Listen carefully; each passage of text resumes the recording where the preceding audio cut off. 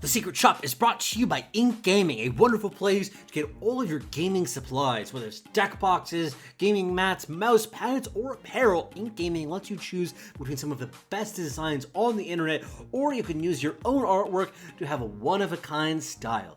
Check out Ink Gaming using the link below or use the promo code ASPACE12 to save 12% off your order. That's ASPACE12, all capitals with the number 12 at the end, to save 12% off your order at inkgaming.com.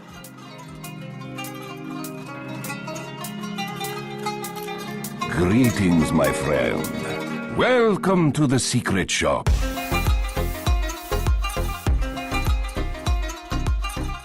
Hello, everybody, and welcome back to the Secret Shop. I am Ian, and I'm joined today by Anger. How are you doing? I'm doing fantastic. How are you doing? Doing very well. Having a little bit of technical difficulties here, but hopefully that's all resolved. Cymen, you're here too. How are you doing, buddy? I'm doing really good. Thank you. Very good to hear. So with that, I wanted to start off with our warm-up question as we do every week. What I wanted to ask you guys for today is, what is the content creator that you see as an inspiration for yourself? Because I think that everybody has different content creators that they've seen before in the past that they take some inspiration from or cues from of guiding their content and what you're going to do with it. So the one that I have always thought of as my inspiration is actually Day 9. Absolutely top tier content. Also, both really informative in a lot of cases and just really fun. He's a really lighthearted guy. Always wants everyone to kind of get along. Two, doesn't take things too seriously. So he is a content creator that I really admire. There's a few other ones from Magic too, like Patrick Chapin, that I take some inspiration from as well. But Day 9 is definitely the one that I pick up from the most. What about you, Cymen? I think for me, it's definitely John Bain, aka Total Biscuit. I think he has done a lot, especially for the PC gaming industry. He has single-handedly saved a couple indie studios, and I think he is the reason behind a lot of positive change in the PC gaming industry when it comes to ports, for example, and the quality of menus, etc., and customizability. And I think that we've lost someone really great when he died earlier this year. I think that was a real shame. Rip. Yeah, rip indeed, Total Biscuit. But Anger, what about you? What are some of your inspirations in terms of content creation? Is it okay if I say 3? Yeah. Just we're quick. We can go through 3. How about that? It's PewDiePie, Jake Paul. First, it's Fwash. I just love how she combines singing and art and Dota, and she's also a really good player in Artifact. And then I really like Sir Action Slacks for his memes combined with his lore and everything. He's just a wonderful person in general, and I think he is one of the biggest geniuses in the world, actually, despite how people, the superficial way people see him as, kind of like an idiot. But I think he's the opposite, actually. And then lastly, Chai Long Kwa, or who now is known as Road to Reformation. Mm-hmm. Yeah, I've been a fan of his for a really long time. I don't know any idea who that is. This is a Dota personality? Yeah. He basically used to be really, really toxic, and now he's on the road to reformation, trying to become a better person. And it's really relatable for anyone who's struggling with anger management issues. Definitely. I respect him a lot for turning it around. So with that, we're going to switch over to the main topics now, though, because we have a lot to talk about today. So as we all know, the thing that everybody's talking about is the beta change, that it was now announced that it is officially going to be happening on November 19th. So I'm just going to quickly read the email that was sent out. You're receiving this email as an attendee of the International Dota 2 tournament or someone who has registered an Artifact beta key. We have added Artifact to your account, but we need a bit more work to do before letting everyone in. Right now, we're planning that it would happen on November 19th. Public release date will still be November 28th. So on this cast, I think we actually have a really good mix of people to talk about this. This is a very controversial thing that, of course, happened. Is kind of a popular topic on Reddit. If you've been there the last couple of days, able to sort through all the debris and the flames and everything to actually see the threads. But so on the cast, we have Cymen, who is in the full monkey pleb status of not having access to beta, doesn't have a beta key or anything like that. Myself, I have a beta key, but I'm in the pleb beta is what I've been calling it, the more open early access, I guess we can call it. And then Anger, who is in the closed beta right now. So interesting kind of mix there, and I want to get everybody's reactions to this announcement. I'm going to start with Cymen, who's from the dancing monkey demographic. Yes, I am a representative of the monkeys, but I am not nearly as outraged as the rest of them. I haven't really been doing any dancing myself, no follows, no subscriptions, etc. Though I gotta say, is it really that much to ask to do a single click for a chance? But whatever. I think one thing is the dancing monkeys, but I think another thing is, the poor souls who spent like $200 on buying a PAX beta key, and I'm kind of included in that. I didn't spend $200. I spent $60 on a closed or an open beta key before I got in the closed beta. And if I had known it was only for a week, I would never have spent that money, So I think a lot of people, like, dancing is one thing, but it's just a retweet on Twitter. But spending actual money on something, that's... I mean, I think that some of it too is also, I mean, there's a wide range. Like there are people who just got the retweets and the follows and the subs or whatever in order to get the access, a chance to win access to it. But then there's also like the contest that people entered as well. Like I made a video for one of them. There's a lot of great artwork that was done. I mean, it's nice to have these things in and of themselves, but at the same time, like I don't know that somebody would have made the, like, for instance, like Artifact Zone had a contest where you could submit your artwork and then it would have Artifact Zone branding on the picture, and people were submitting this to them for the hope of getting beta access. And I don't know if they would have done that had they known that it was only going to be for a week. So it's just a really weird system that I feel like got a lot of people's hopes up and definitely is very disappointing, and especially just given how much effort people put into a lot of like that style of beta submissions and access to beta attempts. Yeah, but and that's being said, at the same time, I don't think Valve really has owed anyone anything. Like, yeah. I think it's very sad and unfortunate that this has happened. But at the end of the day, like, they didn't force anyone to dance for a beta key. Exactly. They didn't force anyone to pay for it. They said the game is released the 29th of November, and there is going to be an October beta. They didn't promise that or they don't owe anyone in on the, before that, Yeah, and there was never any word on any open beta or anything. So if you don't have a key, none of this should even concern you. Yeah, I don't know. It's a weird experience, and I think that there are a lot of reasons to be upset and frustrated for it, like for those people. But I mean, at the same time, there's definitely a little bit more of pitchforks and torches and stuff coming out for it than is probably necessary. I mean, at the end of the day, it's just a video game. So yeah, I can understand though the frustration still. Yeah. And also just like kind of how much drama there was around the beta keys too. It kind of would have been nice to be like, yeah, okay, beta really isn't that big of a deal, and then the Reddit wouldn't have been quite so toxic for a lot of it. Because I also know that for us as content creators too, there was something that we kind of felt sometimes that whenever we were like, hey, this is some content, and there'd be people like, piss off, this isn't a beta key. Yeah, exactly. Isn't real content. I've seen the tweet already. Yeah.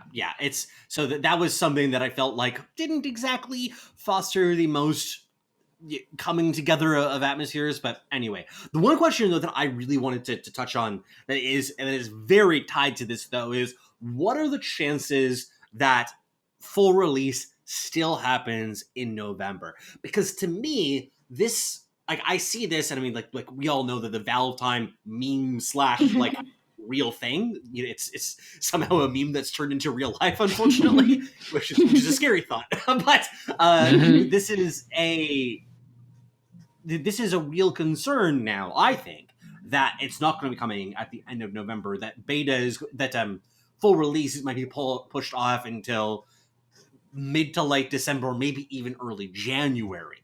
I could like that's not that crazy of an assumption, I think. That is true, but it is actually rarer that Valve delays very specific dates like this, especially when they've already put the release date on Steam. But whenever they give vague windows, that's much more common for them to delay those, like October. Of course, it's November. But have either of you seen that tweet by Disguised Toast, who is a Hearthstone personality? Because he actually made a pretty good observation, I think, which seems to indicate that Valve may have changed the date of the beta to kind of counter Blizzard's Hearthstone card reveal season. Really? Yeah. I did not see this. Because the beta will be shortly after BlizzCon, which will, be the next big reveals for the next expansion of Hearthstone. And the beta will most likely fall right into their card hype period. And the release will be right after or before the release of the actual expansion. Wow. That's... If that's why they did it, that's really cutthroat. Yeah, so scummy. I mean, no, because Blizzard is known to be the one doing this usually. I don't know if you know what they've done with like the Overwatch beta back in the day, but they single-handedly killed Gearboxes and that other game as well. So, yeah, I mean, this is something that also, to a certain degree, I kind of mentioned in some way. There's an article that I did a couple of weeks back about the 11 paths of the future of card gaming. And one of the things that I was kind of thinking about is like, okay, I actually do think there's a good chance that we're leading into sort of a golden age of card games because there's a lot more people who are interested in the genre. There's a wider range of offerings, and it just feels like the technology has really hit its stride. So I think that you're going to see more and more people who are interested in card games as a result of that. But in addition to that, there's like one of the questions that I had within that though is how nicely are these different companies going to play with one another? Because you could imagine a world in which you're kind of like, okay, Magic has like the paper realm that's their thing, and then Hearthstone kind of casuals are like that's their thing, and then a few high profile streamers and a little bit of competitive stuff, and then Artifact is like the hardcore online group. And you could kind of imagine them, there's going to be some players that you move between the different ones, but they ultimately play more or less nice with one another, and that could kind of be how things go.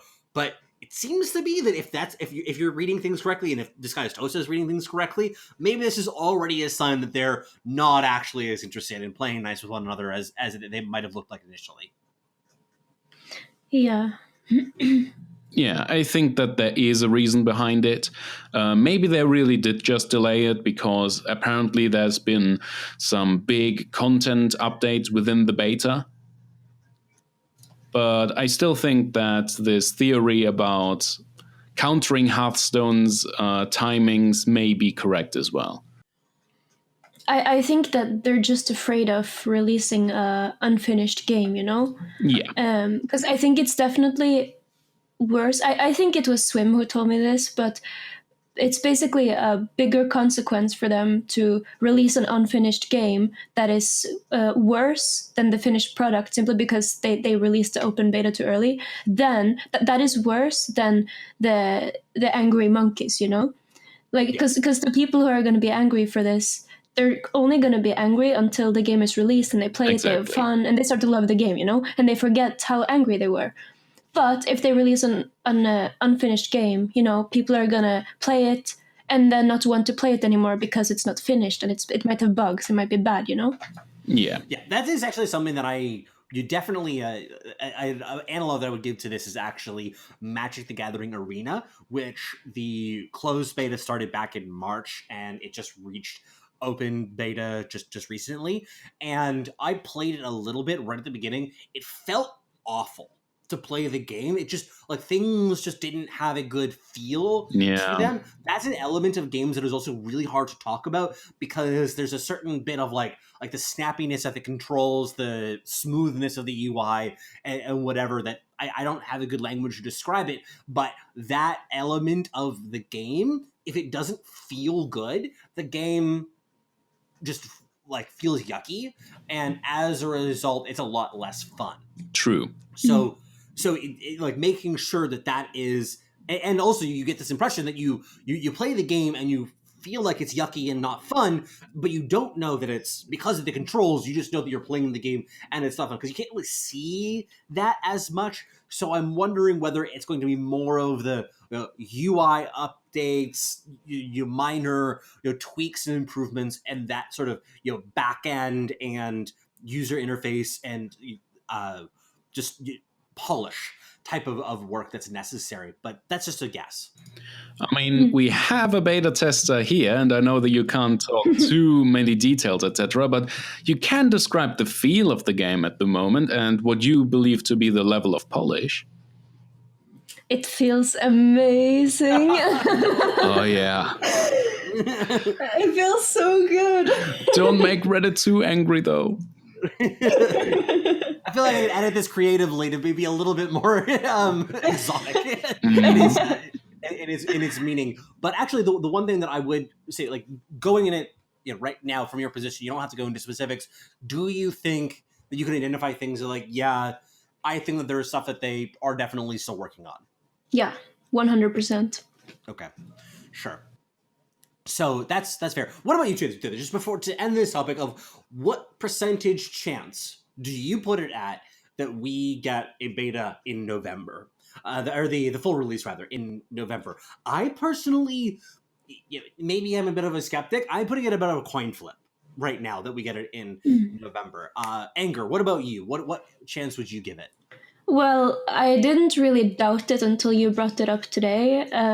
So I went from 100 to maybe like only 90% sure. But okay. I don't know. I haven't heard any rumors of it being delayed. And, usually, or not, I don't really follow along that well, in the gossip and stuff. So I might have just missed it. But I don't know. I strongly believe that it will be the 28th. Yeah. So I think 90% sure now.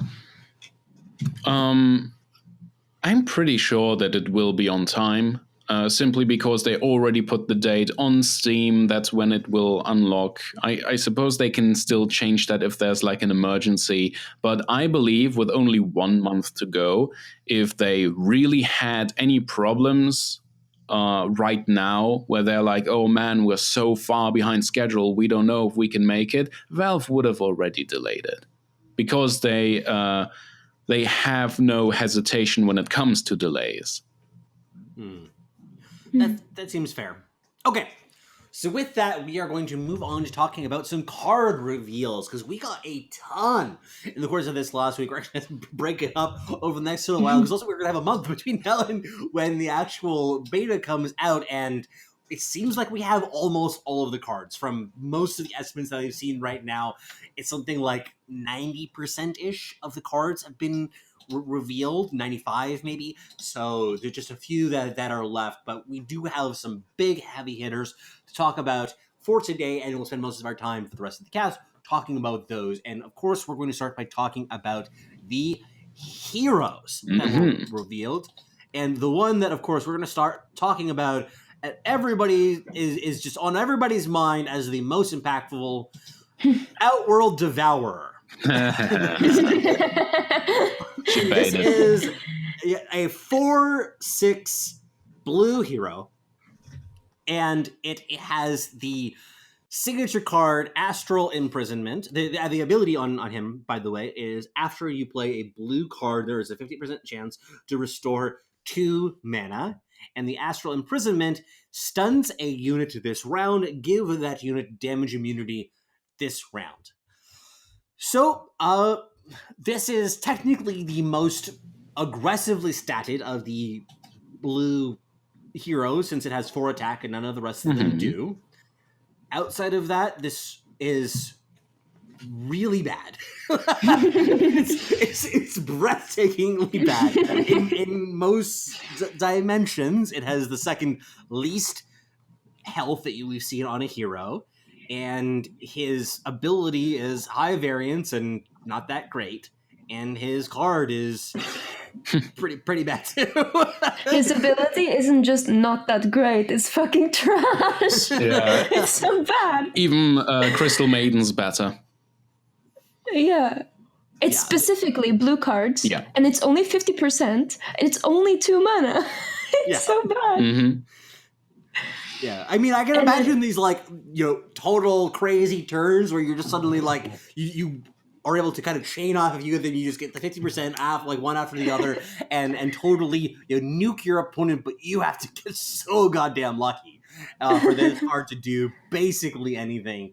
I mean, if you really want a 4-attack hero in blue, this technically counts. But outside of that, this guy just looks like hot garbage. Yeah. I mean, his signature card is kind of interesting because it does stun a unit, but it also is able to save your own unit because it makes that unit damage immune.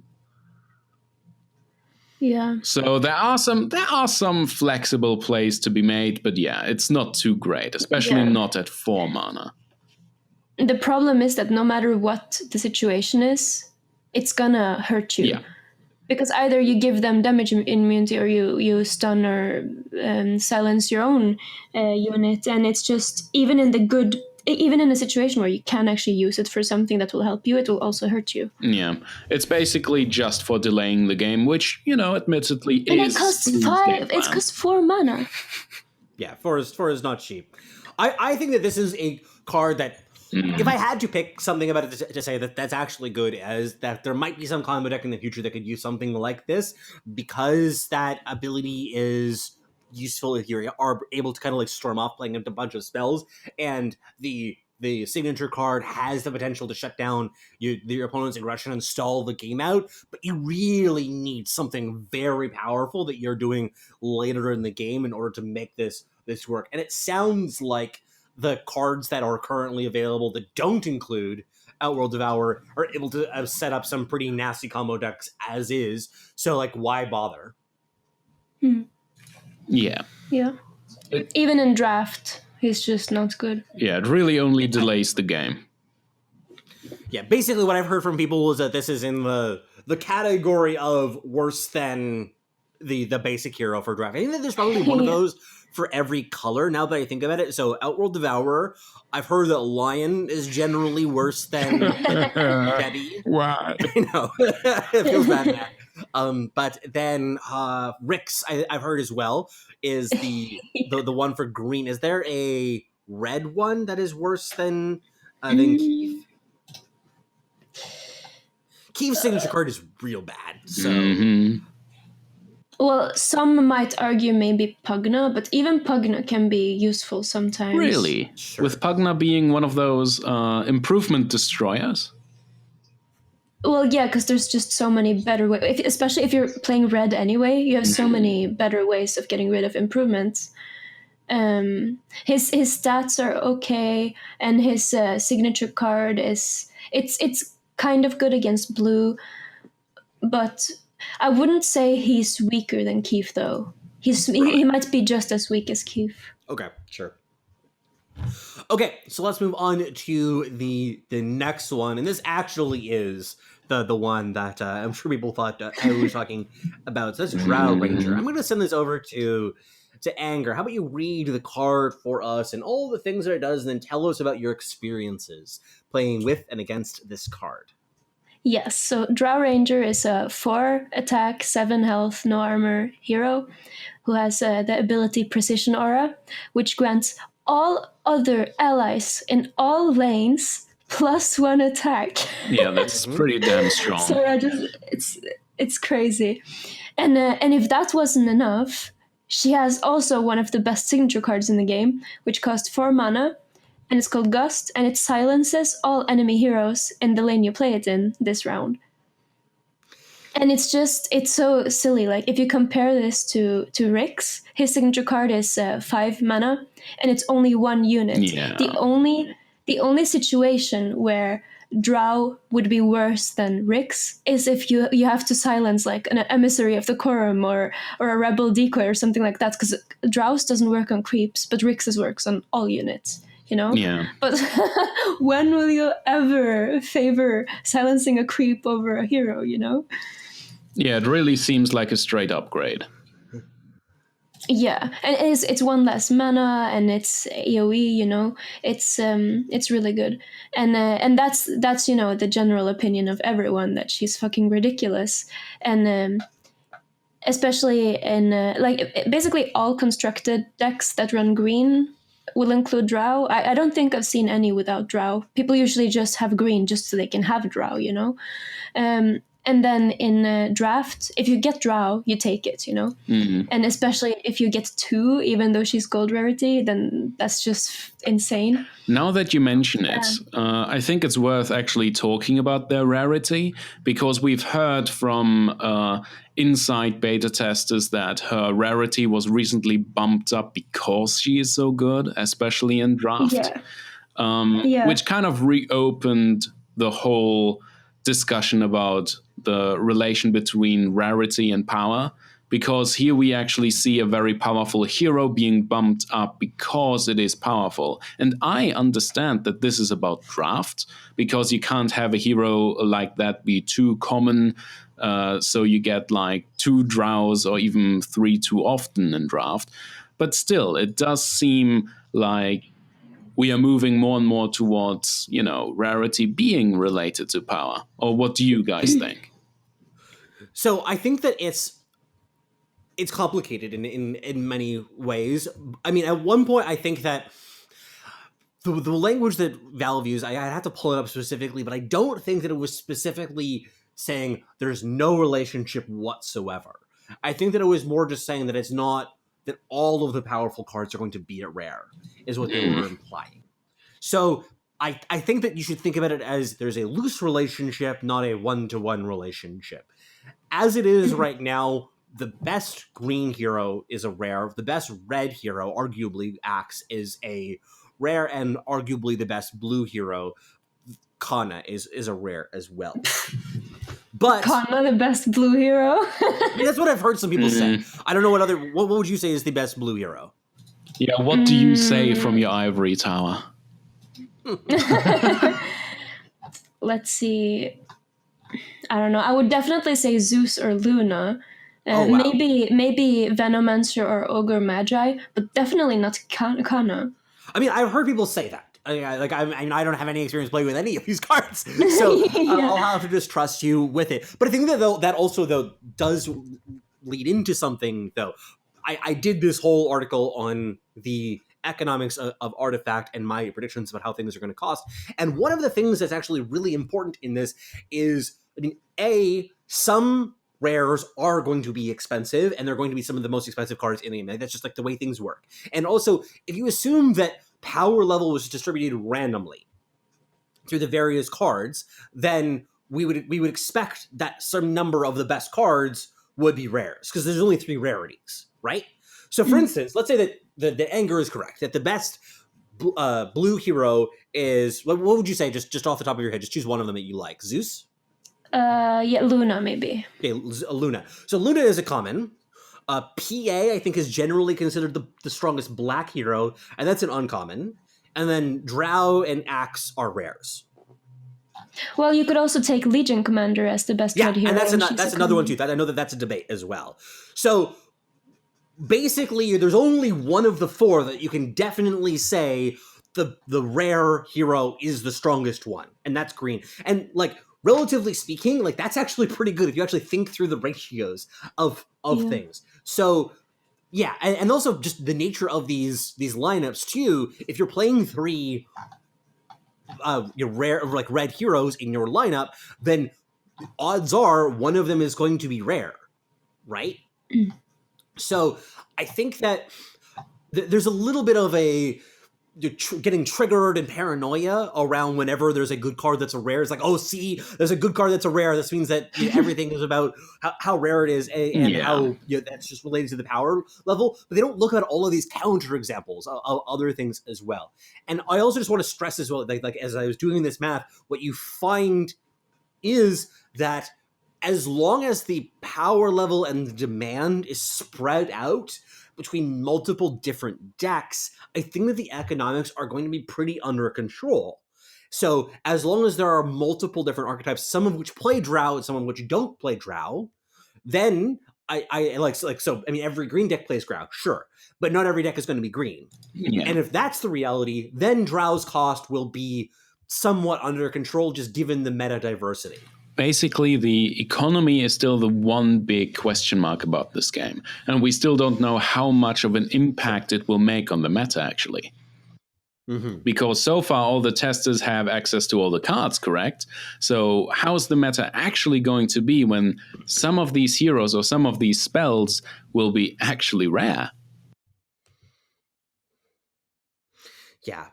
I think that we'll have to see that. But it looks to me as if there were some strong decks that you could put together that rely on very, very few rares. Just doing a glance at it. I haven't gone through it systematically. I would be interested at some point to do a budget deck sort of exercise. But that's definitely something that I'm keeping an eye on as well. But there's a certain degree of overreaction, I think, to some of these. Drow does have the potential to have a real price tag associated with it, but I don't know. I'll link the article in the show notes again if you want to check that out and follow my reasoning. But I still think that as long as there's a decently diverse meta, then the cost of decks, that's actually another thing too. I always wanted to harp on. It's about the cost of decks too, right? It's not just about individual cards. So like, for instance, let's say that Drow ends up being a $30 card. And which I think is very close to the top end of what you could possibly expect to see in this game, given the way that the economics sort of function. If the rest of the cards in the deck are pretty cheap, then like that's fine. If like the whole deck is $50, that's still very respectable given what we've seen in other games. So that's is it just because Drow takes up $30 of that $50 value, like kind of who cares? It's more about the actual playable unit, which is the whole deck. But those estimates are still on the more expensive side, right? Of your estimations?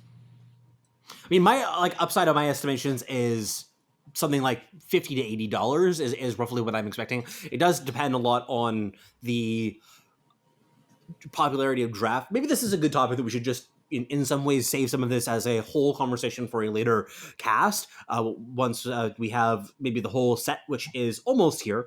But that is I think a really interesting conversation to have, and it I don't know, there's a lot to say on this, and I personally am, relative to what we see in other games, I don't think that Artifact is going to be crazy, is the way that I would put it. So how about I will turn it over to you guys about what of the new heroes you want to talk about next. I actually really like Timbersaw. Oh, yeah. He is a red hero. He has 4 attack, 11 health, and his ability is reactive armor, which gives him +1 armor for each of his attackers. So, for example, if you play Berserker's Call and 3 units are hitting him, then he gets 3 armor. And his signature card is Whirling Death. It costs 2 mana, and you choose an allied red hero, and you deal 2 damage to its enemy neighbors and give them -2 attack this round. Yeah. And because it's only 2 mana, it's very versatile early game to pick off. If you barely don't kill a Luna, for example, you can use this and deal 2 damage to her, so you can kill her off, or save some of your creeps or save whatever by giving them -2 attack. It's just very versatile. There's almost never been a situation where I haven't been able to use this in some way, Yeah, it reduces the overall damage output, and it can even remove some people. I don't think I play it in any constructed deck, but in draft, he's really good.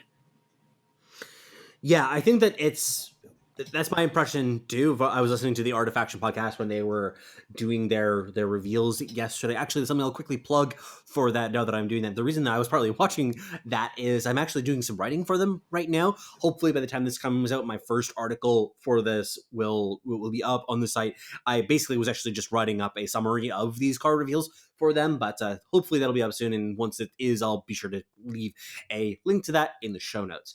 But yeah, they were saying that this is a card that is really solid in draft, and just how much it messes with creep combat in those early turns is really nice. And I imagine that getting good cheap cards is just a hard thing to do in draft. There's going to be really in demand, like cards like Bronze Legionnaire or whatever are going to be hotly contested. So having some of those cheaper slots in your deck taken up by cards like the Whirling Death has got to be pretty nice. Yeah. Then I'd like to talk about Sven, if that's okay with you. Yeah, go ahead. Sven is a red hero. He has 5 attack and 11 health. Thankfully, he's common. He also has a continuous effect, a passive ability, which is Sven has plus X cleave, where X is equal to half of his attack. So when you buff up his attack, you are actually buffing his cleave as well. So he is really good against decks that want to go wide, like with lots of creeps or, Venomancer's whole token thing. And his signature card is God's Strength. It's a 6 mana red card, and it gives a chosen red hero plus 4 attack. Now, honestly, the signature card seems pretty weak to me compared to the rest. I'd say that the signature card is the weakest part of this hero. I think his body is pretty great, especially considering that the whole game plan is buffing up his attack and thus his cleave. And the God Strength card just seems a little pricey to me for what it does. Yeah. I don't like him in Constructed. He's not really... He just doesn't do that much. But in Draft, he's actually really, really good. Yeah, and it all has to do with that creep combat equilibrium, right? Like being able to cleave for 2 damage on turn 1 against other creeps means that your creeps kill their creeps and not the other way around. Yeah. Yeah, and one interesting detail that you also now mentioned is that it rounds down. So when he has 5 attack, you get 2 cleave. Okay. Yeah, and that seems to be the case for a lot of things. An artifact is like, when in doubt, it rounds down. So that card, though, God's Strength, man, that seems pretty mopey. I mean, obviously, this is better than, for instance, Keith's card. We've seen some other ones that are not great. I mean, Keith's card is kind of a meme at this point. Like, that's not a great one. But this is definitely a 4 attack for... How much is a 4 attack item to cost in gold? Like 8 gold or something like this? 4 attack, I think it's 7 or 8. Maybe you're right. Something Maybe like it's that. 8.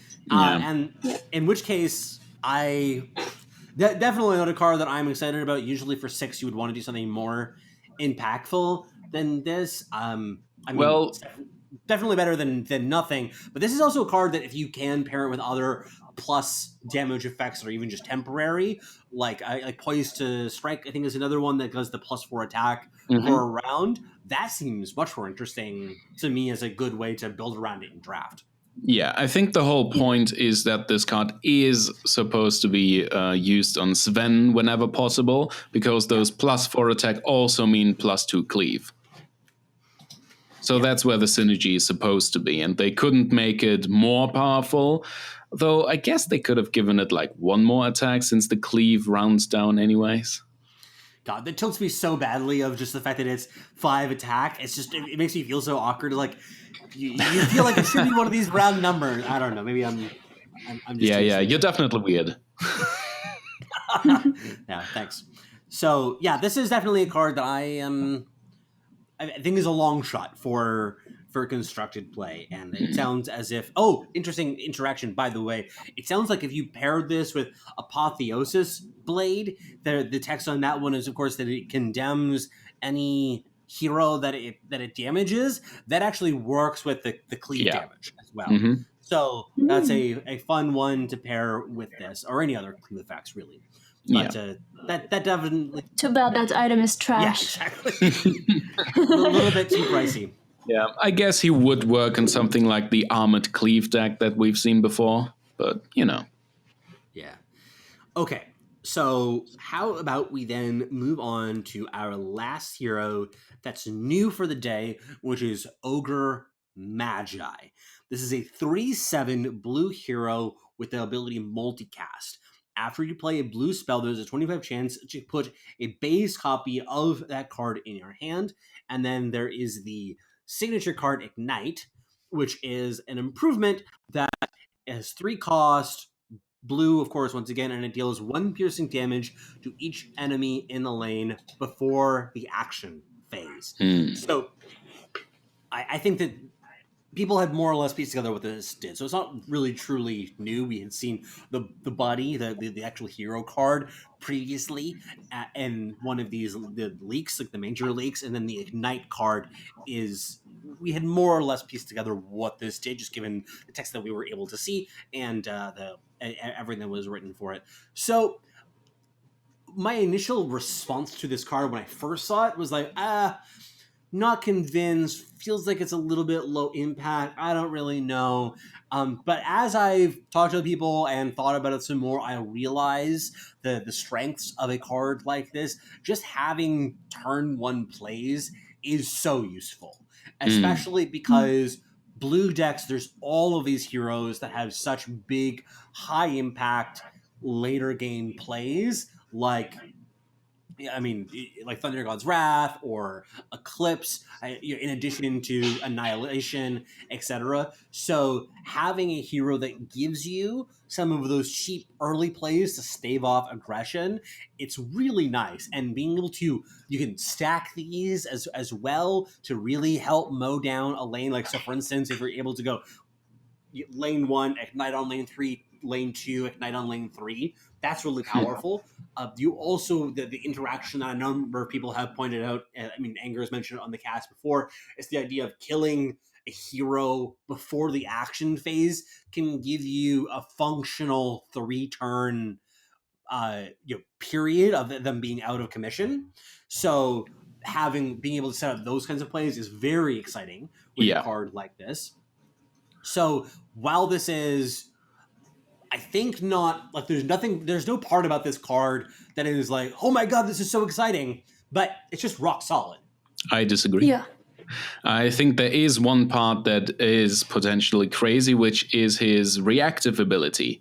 After you play a blue spell, there's a 25% chance to put a base copy of that card into your hand. And from what we've heard from internal testers, etc., this is actually part of a deck which is very powerful, which people have been referring to as the Storm deck, or sometimes the Blitz deck, which is all about refilling your mana and doing some really, deviant stuff with refilling your mana and just using card after card. I don't know if you've heard about that one. Swim recently had a video on it. Played versus it. Yeah. It was rough. And but the problem is that because it's 25%, it's not crazy. It's good, don't get me wrong. Like, I love Ogre Magi and I think he is one of the strongest blue heroes, but because it's only 25%, like Neon said, he's just rock solid. He's not overpowered, he's not bad, he's over average, he's just a good hero. Yeah. And his signature card combos really well with stuff like Conflagration, when you really want to lay down the hurt before the action phase. Yeah, I feel like also the combo of his signature card with his ability, which is, of course, not a very good combo, given the fact that it only works off spells, I think is kind of maybe a little bit tip of the fact of, maybe our Ogre Magi isn't the most collected and brightest hero of the bunch. So I think that's a funny little thing. But yeah, especially what I've been thinking about with this 25% chance. Obviously, what you're talking about, Cymen, of a combo deck that uses that, yes, that's really cool if you can set that up, but not every deck is going to be that style of combo deck. And I think that you need if this is just a niche hero and just that kind of deck, that isn't really enough to necessarily to be excited about it per se. But as I was thinking about it more, I realized, like, what do you really need to get from this in terms of value for you to be satisfied? Like, imagine that you, at any point in the game, you just copy one extra copy of Thunder God's Wrath, Annihilation, at any cost. Like, there's a lot of these super high impact blue spells that just having that one extra copy, that could win you the game. And you also really, as blue, you have these degenerate mana generation effects like Aghanim's Sanctuary as well. So the combo of spell generation effects, like duplication effects, in addition to lots of mana regeneration effects. And card drawing. And card draw, too. Just all of this can snowball kind of together, that you're constantly playing stuff, maybe getting a copy, you'll get another chance of getting another copy afterwards, etc., like that. So if you get, over the course of a game, 2 copies of some of these cards, that could just be enough. That's all you need to be way better than a lot of other heroes that are around, too. Mm-hmm. Because the problem with the deck that Cymen was referring to is that it's kind of vulnerable at the start of the game, because you have to hold back a lot of spells that you want to save for when you have the Cymen incarnation. Mm-hmm. So, it's just very, it's kind of, like, people figured out more how to play around it. Yeah. And the fact that this is a solo card that he's played a number of different decks outside of that is particularly exciting. So with that, though, I think this would be a good time to transition into talking about some other cards outside of these hero cards that are exciting that have been released over the course of this week. Just thought we'd choose maybe 1 or 2 of them each. And the one that you pointed out that it'd be a good one that we kind of been referencing in a few different ways is the incarnation of Cymen. This is a 9-cost blue unit, blue creep, 3/11, and fully restore your tower's mana after you play any card. And that includes Incarnation of Cymen, from what I understand. Yeah. So, which, like, in and of itself, having audible sweating. Oh, yeah. This is messed up. See, a good way to begin it. And I mean, how many times have I mentioned this on the cast before? Anytime that you see a card like this that says refresh your mana, give you a lot of mana, you should be saying is like, wow, this could be busted. And this, to me, looks like a card that there's going to be some ways to abuse it. And turns out that people in the beta figured out some of those ways to abuse it. For instance, this works really well with Stars Align as well. If you cast, for instance, Stars Align into the incarnation of Cymen, that you can do that on turn. Let me just do the math. 1, 2, 3, 4. The 5 mana turn, so that's turn 3. Then you can just go off at that point. Because also the way that it works is that it restores the... You get sort of increased max mana for that turn. It's not like you just have... like your tower says something like 3 out of... like I guess it would be 7 out of 5 or something like this. It just becomes 7 out of 7 after you play these. I think the combo you're referring to, because if you have 6 mana and you use Stars Align, you have 9 max mana, but you still only have 8 mana to use, so you can't play it. But if you have Aghanim Sanctum in the lane, and then replenish mana, that's when you have enough for the Cymen incarnation. Yeah. So the way that the math works out is a little bit like strange, but the fact that it increases your max mana when you play the Stars Align is important, because it means that when you then play the incarnation of Cymen, that you go back up to 9 as opposed to going back up to 5 or whatever it is that you have. So that's an important element of why this can just totally go off the rails. And then from there, it sounds like there's a lot of card draw. I didn't catch yet what exactly the damage source is that's in all of this. What's the kill condition? I didn't actually watch Swim's video. You have saved up, for example, I think when I played versus it, it was just like a lot of card. There was ogre in the lane, and there was a lot of card drawing. So like compel and the what's the one called with oracle on it that lets you draw 2 cards? I always forget what it's called. Foresight. Yeah. What does And then Foresight do? you draw so many cards that you get a shit ton of, for example, Dimensional Portal or Kana signature card, whatever it's called. So you just you spam a lot of shit, you know, because you have ogre, so you get them back, and you have infinite mana, you have infinite card draw if you're lucky with ogre, and you just take over one lane. Yeah, let me just quickly interject, since we haven't had it in a while, a little lore. Because Shahmoney in the Dota 2 world is the goddess of the moon. And to have like an incarnation of a goddess like on Earth, basically, it's very exciting from a lore perspective. So I can't wait to read the flavor text on that card. Yeah. A little bit innocent from anger. Man, I still want to get Slacks onto the cast to do like a big loregasm thing with all of you guys. I don't like official loregasm. Just going off with the lore of it. But yeah, this card is very exciting though from a lot of different perspectives. Probably one of the cards to keep your eye on as a potential nerf or something like this. This is a card that has also one of my concerns at a card like this is future-proofing design. So what that means is a card that, as more cards come out, becomes more broken.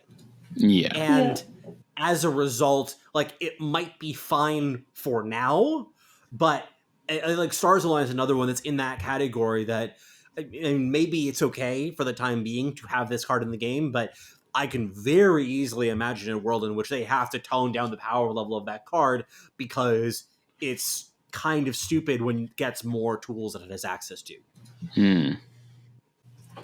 So that's my card that I wanted to point out as a fun and interesting one that I'm very excited to play around with as soon as I have the opportunity. Cymen, how about you? Do you have any cards that you saw this week that you were particularly interested in? Easy. Home field advantage. That one was mentioned last week as well, I believe. But now we've actually had a couple videos from news outlets. So we actually saw the visual effects for it. And it's so adorable. It's an improvement that every round disarms a random unit. And what happens is a little Vul hidden in a bush comes on the board and walks over to the unit that it disarms, sits down on it a little bit, takes a sword out of it, and just walks off. It's so adorable. I love it. And I can't wait to see more. Yeah. I have a hot take on this one. Oh. The animation is overrated. It does nothing for me. It does nothing for me. Wow. I am dead serious. I'm just going to be ruthless on this one. So yeah, this is a hot take. This is one of my controversial opinions for the podcast. But yeah, we're gonna get taken down. We lost our sponsorship. Shit talking Valve for saying like, oh yeah, the beta is gonna be the release is gonna be delayed. That's fine. Home field advantage, that's sacred. You heard it here first, guys. Neon hates dogs. He hates them. He kicks puppies. So, actually, one thing I do want to mention on this, though, the video that you're referring to that it was showed up in, I actually did a gameplay analysis of a draft game that it was PC Gamer versus Scapolias, who is one of the Valve employees. So that is on the YouTube channel right now. You should be able to see it. It'll probably be linked at the end of this as well. There are a lot of people who seem to really enjoy that one, and it was a lot of fun to do. Really interesting games. There was definitely some misplays in there as well, which is excusable given the fact that whoever it is that's playing is probably not totally experienced with the game. But it was a really interesting analysis to do, and I really hope that other draft games are as intricate and interesting as that one was. Mm-hmm. Anger. Did you have a card that you wanted to point out from this week that you wanted to discuss? Yes. It's a very controversial card for a good reason. It's called Cheating Death. Yeah. And it's a green improvement. It's 5 mana. And the lane you place it in, as long as you have a green hero there, all your units have 50% chance of surviving when they would normally die with 1 HP left. And the reason why this card is so funny and really frustrating is because it just makes the game not fun for anyone. Oh, yeah. It makes the game fucking awful for both parts, because you don't know if your units are going to survive, and the enemy doesn't know if he's going to be able to kill them, you know? So it's just, you can't plan around it. Sometimes, you know, I remember in one game, I counted, and 8 units in a row didn't survive. Oh, man. And then another game, which is really hilarious. I can't remember who I was playing against, but there was a lane where I had 2 heroes plus some creeps, and I had cheating death, and then he had Ogre Magi's signature card there, and they had 1 HP left, so they were supposed to die. They didn't. Both of them survived Ogre Magi's signature card, and then he drops Annihilation, and both of them still survive. Oh god! Wow, so cheating death adds anime plot armor into the game. So both my heroes, they survived 2 deaths, and he killed his own hero with Annihilation. I love it. Wow. Yeah. And yeah. That is actual destiny right there. This is no question, is going to be right up there with Drow Ranger as one of the most controversial cards in the game on day one. And also, one more thing, it stacks diminishingly. So in one lane once, I think I had 3 cheating deaths, where effectively, like, of course, that's not good. Like, I was memeing. You should always spread them out more. But just for fun. So the second cheating death, you would have 75% chance to survive. And then with another one, that's like, what, 80? 87.5. Yeah, sorry, math is hard. Wow. So you know, you can basically become immortal with it. It's ridiculous. Yeah, I mean, I imagine that stacking them all like that is kind of memey, but it's also something that if that's where the game's going and everybody knows that that's the only lane that matters, like, I don't see and how it survives Annihilation. Like, it survives everything, or potentially, you know, but still, like, yeah, it's crazy. Yeah, I love the card art, by the way. Yeah. Once again, a little lore, because that's like my job. And yours too, of course. But it shows the battle of Monkey King and Razor, when Monkey King basically stole his name from the Book of the Dead, effectively becoming immortal. Yeah. Oh, okay. I'll trust you. That seems like okay. Okay, so he steals it from the name of the Book of the Dead, so it just doesn't work anymore. That's how it's supposed to. Pretty much, yeah. Function. Just read the comic Legends of the Monkey King. Yeah, probably will not do that. But I appreciate the suggestion nonetheless. But yeah, I think isn't it from the Narrow Maze? Yes. I think so. Yeah. I'm not looking at it right now, but I think it's outside the Narrow Maze. I can't remember that. Yeah, exactly. You can see it in the background. Yeah. And I think that that's actually a good transition of one thing that I wanted to actually, talk about briefly as we're finishing things up. This reminded me of it. So as you guys know, hopefully by now, is that we are sponsored by Ink Gaming, is working with Ace Space Games, which is absolutely fabulous. But one thing that I wanted to actually plug specifically is we have a mouse pad up there right now that's actually featuring Anger's artwork of Kana and Prelix. That's on there. I'll have a link for this in the show notes, and you probably see this on the screen right now if you're watching on the YouTube channel. But yeah, check that out if you haven't had a chance yet. We actually, though, the reason I'm bringing this up is that Anger and I are talking about getting new designs onto the website as well for mouse pads and things of this nature that they offer on the site. So, like, we're working on those right now, but we definitely would be really interested in any suggestions that you guys have of the kinds of products that you would like to see, or the kinds of designs that you would like to see, because maybe they exist right now. Maybe we can talk about making them, etc. I was also talking briefly before we started with Cymen about you're working with the Artificers Guild to see if we can get some designs that are associated with their channel also up on the site. So there's a lot of possibilities in that respect. And I really want to get those kinds of merchandise out for you guys, because I know that you would love to have them. There's no official merchandise out for Artifact yet that you can buy. So getting some of this more fan-made stuff might be a good place to start if you're really excited and you want to show your support for us, and also just getting excited for the lore as well. So Wait, so I get a free copy, right? free copy of the mouse pad. I think I can set that up actually. You get the smiley version. I made this. Yeah. I hope to get one of those as soon as possible for you, but I'll get you some information, talk about that off air. But yeah, there's lots of different possibilities, and it's a great way to support us, so we would really appreciate you checking that out. Also, you can use the code ASpace12 to save 12% off your orders from the site if you do happen to go there. But I just wanted to plug that on the way out the door. Also, yeah, check out the Artifaction article, check out the video and article I put up that's going to be in the show notes as well, that's on best practice, the things that are most interesting about Artifact's game design. The things that I've been doing. I'm so busy with all this crap. I've been doing a lot of content work where I'm trying to not work on my thesis. So that's been taking up a lot of my not working on my thesis and taking up a lot of my time is a good way to put it. Cymen, I'm gonna throw it off to you. What are you doing, buddy? What's anything that you want to plug on the way out the door?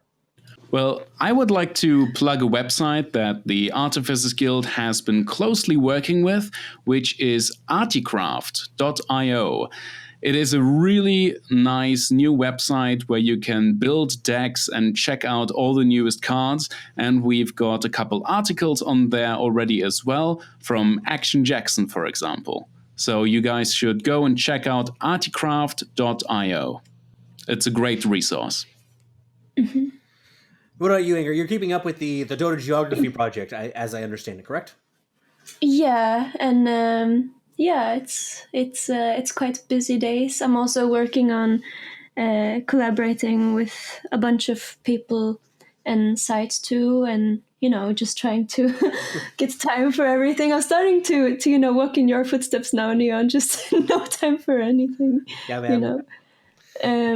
But it at least it's super fun, So yeah, I'm having a good time. Good to hear. I'm just me. You're to the max, like Pepsi. So with that'll be everything for today. Thank you so much for joining us. Be sure to follow us at all the different places. That'll be it. Take care, everybody. Take care. Peace. Thank you. Thank you for your business.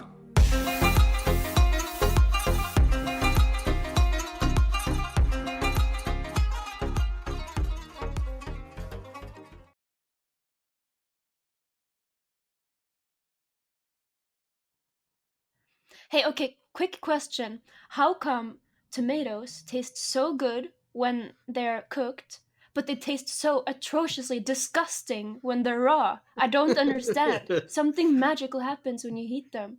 I think it's the from texture. 0 to 100. I think that it's like the texture, man. Like, it's like that's one of the things that I dislike the most about raw tomatoes, is because they're all like fleshy and stick together and stuff like that. They're just like awkward to eat. I don't know. Maybe that's my guess. There's a lot of water in them. You have to heat them up to unlock their umami. Ooh.